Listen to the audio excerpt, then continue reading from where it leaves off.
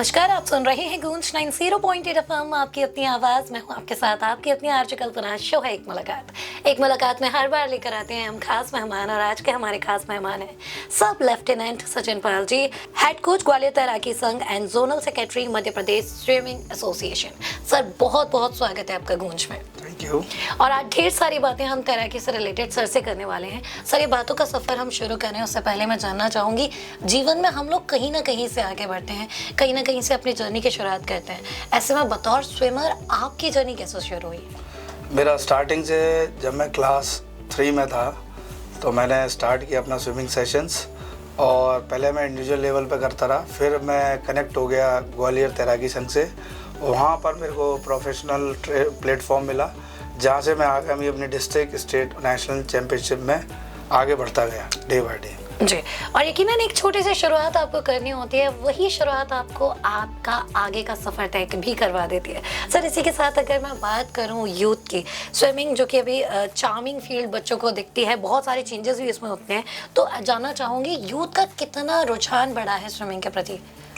अभी जो डेज चल रहे हैं इसमें स्विमिंग बहुत अपडेट हो गया है हर लेवल पे, और साथ ही साथ लाइफ सेविंग स्किल है।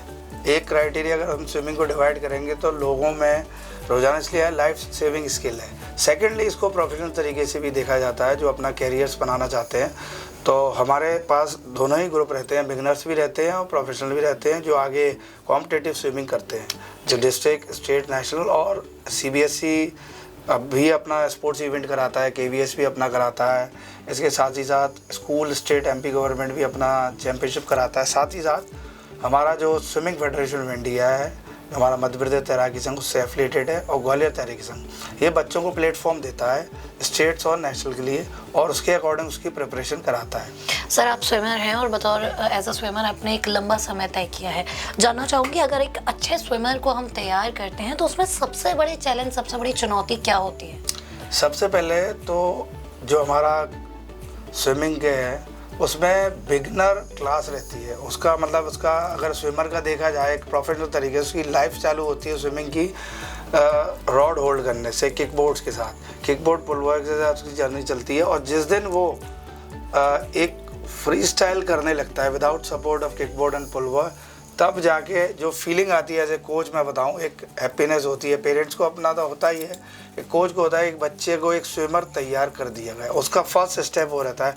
उसके बाद फिर उसकी बहुत सारी चीज़ें होती हैं, एंड्योरेंस होता है, स्प्रिंट वर्कआउट होता है, और उसके स्ट्रोक्स होते हैं, अलग अलग स्ट्रोक्स हैं स्विमिंग के, फ्री स्टाइल, बटर, किस विधा में वो आ रहा है, अगर हिंदी में अपन बोले। फिर वो शॉर्ट डिस्टेंस वाला है, मिडिल डिस्टेंस वाला है, लॉन्ग डिस्टेंस वाला स्विमर है, उसके एज कैटेगरी के अकॉर्डिंग उसको डिवाइड करते हैं। जी, तो छोटी छोटी चीज़ें हैं, मुझे लगता है जब आप अपनी क्षमता के अकॉर्डिंग चीज़ें सीखते हैं तो आपके लिए ज़्यादा आसान हो जाता है। सर, इसी के साथ अगर मैं बात करूं, कला का शहर है ग्वालियर, और उसी के साथ साथ उभरते समय में बच्चे खिलाड़ी हमारे शहर से निकल रहे हैं, तो ऐसे में जानना चाहूँगी राष्ट्रीय और अंतर्राष्ट्रीय लेवल तक जो खिलाड़ी हैं उन्हें पहुँचाने के लिए क्या प्लानिंग, क्या प्रिपरेशंस की जा रही है? देखिए, इसमें डिस्ट्रिक्ट, स्टेट, नेशनल और इंटरनेशनल, मेरे पास ये चारों ही कैटेगरी के स्विमर्स रहे हैं। इंटरनेशनल हमारे ग्वालियर में अभी तक के 3 प्लेयर रहे हैं जिन्होंने इंटरनेशनल स्कूल्स में पार्टिसिपेट किया। नेशनल लेवल पे काफ़ी स्विमर्स रहे हैं, अभी लास्ट ईयर भी गए थे नेशनल, SGFI नेशनल्स भी गए थे। और इसके लिए पेरेंट्स एंड कोच दोनों का एक कॉम्बिनेशन चलता है, क्योंकि पूल पे लाने से ले जाके, पूल पे स्विमर्स हमारे पास 2 आवर 3 आवर्स रहता है, बट उसके अलावा वो 20 घंटे अपने घर पे है, जहाँ पर एक स्टेट और नेशनल लेवल पे पहुँचाने के लिए डाइट, रेगुलरिटी, कंटिन्यूटी, रेस्ट, ये सारी चीज़ें प्लेयर और मोटिवेशन, दोनों इंटरनल और एक्सटर्नल, वो सारा का सारा कॉम्बिनेशन उन्हें कोच की तरफ से और पेरेंट्स की तरफ से मिलता है। जहाँ ये तीनों चीज़ें टॉप लेवल पर काम करती है, वहाँ एक नेशनल और इंटरनेशनल प्लेयर तैयार होता है। यकीनन मेहनत सबकी होती है, और यही मेहनत आपको साकार होती हुई तब दिखती है जब बच्चे कुछ अच्छा करते हैं, क्योंकि जब कोच बच्चों को सिखाते हैं और वही बच्चे कुछ अच्छा करके दिखाते हैं तो दुगनी खुशी में तब्दील हो जाती हैं वो चीज़ें। सर, उसी के साथ अगर मैं बात करूँ, स्विमिंग में बहुत सारे बच्चे अभी स्विमिंग सीख रहे हैं, लेकिन कई युवा ऐसे भी होते हैं जो स्विमिंग को बतौर करियर देखते हैं या देखना चाहते हैं। ऐसे में इस फील्ड में फ्यूचर अपॉर्चुनिटीज़ क्या हैं? देखिए, स्विमिंग में हर एज कैटेगरीज होती है as per the Swimming Federation of India, और मध्य प्रदेश तैराकी संघ जो एफिलेटेड है, इसमें mini group, junior, sub junior, senior group और इसी के साथ अभी मास्टर स्विमिंग भी है। जो लोग स्विमिंग आती है जो, और वो एज कैटेगरी स्टार्ट हो जाती है हमारी 26 से, 26, 30, 31, 35 ऐसे करके 90 ईयर्स तक है। मतलब वो इसलिए चालू कर रखा है क्योंकि जो स्विमर्स हैं हमारे, या जो लोग स्विमिंग से जाते हैं, उनको भी एक कॉम्पिटिटिव की भावना रहती है कि हमें कम से कम एक कंपटीशन में जाना। हर एज कैटेगरी का स्विमिंग कंपटीशन अवेलेबल है, man, women, boys and girls, हर एज कैटेगरी में। और कैरियर की अगर अपन बात करें तो इसमें प्रोफेशनल डिग्रीज़ हैं, जो हमारी स्पोर्ट्स की डिग्रीज होती हैं, वही डिग्रीज इसमें भी रहती हैं। स्पेशलाइजेशन स्विमिंग रहता है, साथ ही साथ एक पीजी डिप्लोमा होता है जो NIS होता है, जो स्पेसिफिक गेम का होता है, वो एक कंपलसरी रहता है एक स्विमिंग कोच के लिए। जहाँ और बहुत सारे हैं, मतलब स्विमिंग में आपके अगर कैरियर एस्पेक्ट से देखेंगे तो as a technical official Swimming Federation of India, as a coaches, as a life guard, as a assistant coach हो गया, हेड कोच हो गया, ये बहुत सारी ड्यूटीज़ रहते हैं। स्विमिंग पूल एडमिनिस्ट्रेशन हो गया, ये सारा का सारा बहुत सारे कैरियर एस्पेक्ट। और आज के टाइम में स्विमिंग जो मैं इतने साल से देख रहा हूँ, 27 years in going in my career, तो बहुत सारे चेंजेस आए हैं, बहुत चेंज आए हैं। मतलब पेरेंट्स भी बहुत अवेयर हुए हैं स्विमिंग के लिए। ऐसे मतलब जो पहले कराने आते थे उनको उद्देश्य रहता था कि स्विमिंग सीखिए बस सीखे, बट आजकल 90% पेरेंट्स, और एज कैटेगरीज बहुत डाउन हुआ है। एज कैटेगरी कैसे डाउन हुआ है उसको मैं क्लियर करना चाहूँगा। पहले मेरे पास 10 ईयर्स प्लस आते थे, अब मेरे पास 3 ईयर्स वाले भी बोलते हैं कि सर इसको करा दीजिए, 4 ईयर्स भी। तो हमने एक प्लान आउट भी किया है, हमारा विद्यावन पब्लिक स्कूल है, वहाँ पर हमने जूनियर एज कैटेगरी जहाँ 3 ईयर्स से लेके 8 ईयर्स तक के लिए बच्चों के लिए एक स्मॉल पूल भी बनाया है, बेबी पूल है, और एक एडवांस मिनी ओलंपिक्स साइज बनाया है जो 25 मीटर है, और जहां हमने श्री हरि एकेडमी डेवलप की है। आपके FM के माध्यम से बताना चाहूँगा, जहां पर बच्चों के साथ साथ female fitness class swimming plus children और एडवांस स्विमिंग को डेवलप किया है, और जहां एक जिम डेवलप की है which is specific to swimmers only, normal नहीं, वो जो स्विमर्स के लिए एसेंशियल है वो हमने प्लान आउट किया है। तो वहाँ एक कैरियर दे रहे हैं, उधर लाइफ सेविंग स्किल के साथ साथ आगे की प्रोफेशनल स्विमिंग करा रहे हैं। जी, एज की सर आपने बात की, एज फैक्टर हमेशा एक इम्पॉर्टेंट रोल प्ले करता है, चाहे वो कोई भी फील्ड हो। ऐसे में मिनिमम और मैक्सिमम एज की मैं बात करूं, क्या एज है? अगर कोई छोटा बच्चा है वो स्विमिंग सीखना चाहता है, और अगर कोई बड़ा है तो वो किस एज तक सीख सकता है? देखिए, इसमें अगर आप सर्टिफाइड कोच के पास जा रहे हैं, और पूल स्विमिंग पूल का थोड़ा सा ये देखा जाता है वाटर लेवल और वाटर क्वालिटी कैसी है। जी, छोटे बच्चों के साथ ये चीज़ें बहुत ध्यान रखनी चाहिए कि कितना डीप है, कितना शैलो है, और कितने कोचेस अवेलेबल हैं। ये मैं बताना चाहूँगा कि कोचेस की अवेलेबिलिटी, क्योंकि life saving is first, training is second, पहले तो यही है। और उसमें कितना बेबी पूल है तो बेबी पूल के अकॉर्डिंग एज ग्रुप होना चाहिए, वहाँ पर कितने कोचेस अवेलेबल है वो देखना चाहिए, कितने कोचेस अवेलेबल, कहाँ कितने बच्चों को अटेंड कर रहे हैं, और क्लास का मैनेजमेंट क्या है। क्लास का मैनेजमेंट बहुत इंपॉर्टेंट रोल करता है बच्चे का। जैसे ट्रेनिंग सेशन है हमारे भी रहते हैं, तो हमें कितना रेस्ट देना है। अभी प्रोफेशनल स्विमर्स का बताऊं, रेस्ट भी हमारे पूल में कितना करना है, तो वो रेस्ट ऑफ इंटरवल रहता है, RI in the short form, तो उतना रेस्ट देते हैं हम बच्चों को। फिर वर्कआउट कराते हैं, बॉडी कितनी हीटअप हुई है, कितना जा रहा है, पानी बच्चों के नहीं जाना चाहिए। छोटे बच्चे हैं, एक बार अगर वो डर गए तो दोबारा पूल में एंटर नहीं करेंगे, क्योंकि उनके साथ एक फ्रेंडली माहौल रखना पड़ता है, उनका फ्रेंड बनना पड़ता है, तब जाके वो एंटर करते हैं। बहुत सारी चीज़ें हैं छोटे बच्चों के साथ, उनके समझने के साथ बहुत चीज़ें करनी पड़ती हैं, और उनको एक बहुत अच्छा पॉजिटिव एटमॉस्फेयर देना पड़ता है। जी, तो जैसे कि चीज़ें चेंज हो रही हैं, टाइम चेंज हो रहा है, और कहीं ना कहीं बच्चों के साथ जब कोऑर्डिनेशन बैठता है वहाँ से चीज़ें बदलना शुरू होती हैं। तो मिनिमम आप छोटे से छोटे बच्चे, जैसे कि सर ने कहा कि देखना आपको ज़रूरी है कि कितने गार्ड्स आपके पास अवेलेबल है, कितने ट्रेनर हैं, और जो पूल है उसकी डेप्थ क्या है। तो छोटी छोटी चीज़ें हैं जो आपको ध्यान रखनी है अगर आप अपने बच्चों को स्विमिंग के लिए लेके जा रहे हैं। तो सर, इसी के साथ मैं एक और बात आपसे जानना चाहूँगी। हम बात करें MP में स्विमिंग की, नो डाउट चीज़ें बदली हैं, समय के साथ बहुत कुछ बदला है, लेकिन मध्य प्रदेश में स्विमिंग इंफ्रास्ट्रक्चर को लेकर अभी हमें और किन चीज़ों पे काम करना है जिससे हम अच्छे तैराक अपने स्टेट से निकाल पाएं?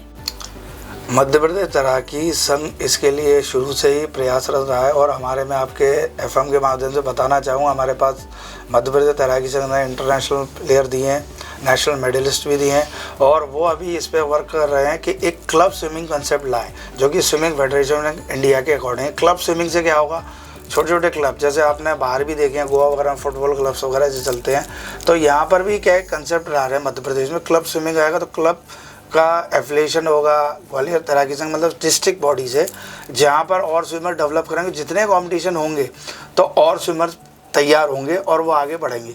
तो शुरू से ही इस पर वर्क हो रहा है, और जहाँ टेक्निकल ऑफिसर्स को अपडेट करना है, स्विमिंग के FINA के न्यू रूल्स आए हैं, वो हमारा मध्य प्रदेश स्विमिंग एसोसिएशन करता रहता है समय समय, और जब चैम्पियनशिप होती है तब वो अपडेट भी करता है, प्लेयर्स को बताता भी है, मैनेजर मीटिंग भी रहती है, हमारे कोचेस मीटिंग भी रहती है, तो उसमें वो पेरेंट्स को भी अवेयर कराते हैं। और उन्होंने अपनी साइट पे भी, वेबसाइट पे भी सारी अपडेट डाल रखी है कि जिसको नहीं पता है वो भी वहाँ से थ्रू पता कर सकता है और जानकारी ले सकता है। सर, इस फील्ड में 27 सालों का सफ़र आपने तय किया है, और कहते हैं जब शुरुआत करते हैं और जब आप किसी फील्ड में जर्नी तय करते हैं तो बहुत सारी आपके खुद के अनुभव होते हैं और आप समय को बदलते हुए भी देखते हैं।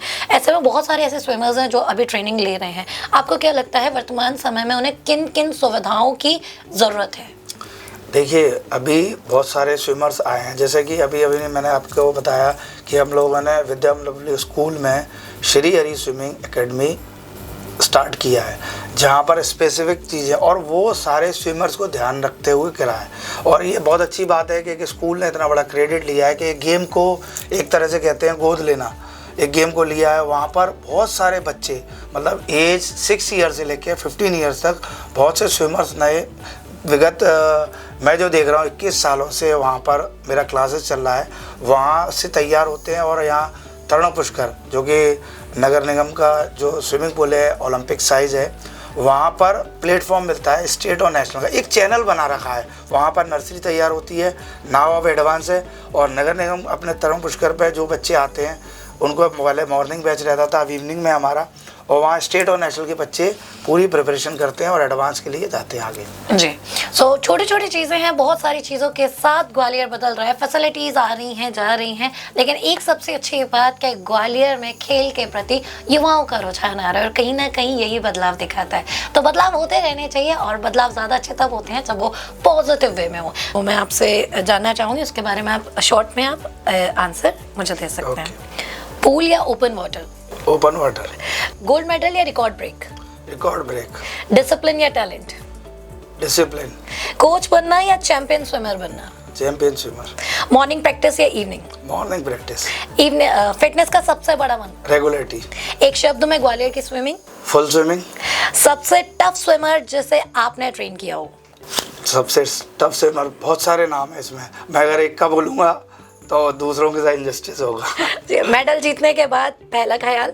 पूरा एक अलग फीलिंग, एक अलग होती है, जैसे एक पेरेंट्स को होती है ना अपने बच्चों के लिए, वो कोच को होती है। जी, मोबाइल या swimming pool? Swimming pool only. Cheat day या strict diet? Strict diet. Pressure में परफॉर्मेंस या प्रैक्टिस में परफेक्शन? प्रैक्टिस में परफेक्शन। एक क्वालिटी जो हर स्विमर में होनी चाहिए? Regularity, continuity and instruction follow by the coach. अगर स्विमर नहीं होते आप तो किस फील्ड में होते हैं? मैं डिफेंस में होता।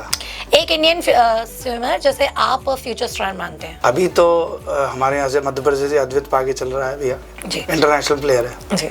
पूल में सबसे कॉमन एक्सक्यूज जो स्विमर देते हैं? Muscle catch. एक एथलीट को किस चीज़ से सबसे ज़्यादा दूर रहना चाहिए? लेजीनेस। कोच की डांट या पेरेंट्स की डांट? कोच की डांट। स्विमिंग सीखना आसान है या मोटिवेशन देना? स्विमिंग सीखना। अगर आप स्पोर्ट्स मिनिस्टर होते तो पहला फैसला क्या लेते हैं? मैं पूरा स्पोर्ट्स कल्चर को अपडेट करता और कोचेस से पहले मीटिंग करता, उनसे बात करता उनकी रिक्वायरमेंट क्या है, और वो भी वो कोच है जो नर्सरी ग्रास रूट पे काम कर रहे हैं। जी, एक एडवाइस जो हर यंग स्विमर को आप देना चाहेंगे? रेगुलरिटी रखे, कंटिन्यूटी रखे, डाइट, मोबाइल से दूर रहे और एकेडमिक्स पे भी ध्यान दें। जी, thank you so much sir. ये था हमारा रैपिड फायर राउंड, ढेर सारी बातें की आपसे, ढेर सारी बातें जानी। जाते जाते ग्वालियर को क्या कहना चाहेंगे? मेरा एक मैसेज रहेगा थ्रू FM के आपके चैनल के थ्रू कि जहाँ भी आप बच्चों को स्विमिंग कराएं, वहाँ पर आप सबसे पहले ये देखें कि सारे के सारे सर्टिफाइड कोचेज़ हों। वहाँ पर पूल मेंटेनेंस क्या है ये देखें कि कैसा वाटर क्वालिटी क्या है, और साझीदा लाइफ सेफ्टी इक्विपमेंट है कि लाइफ सेफ्टी पूरा फॉलो करे गए हैं कि नहीं।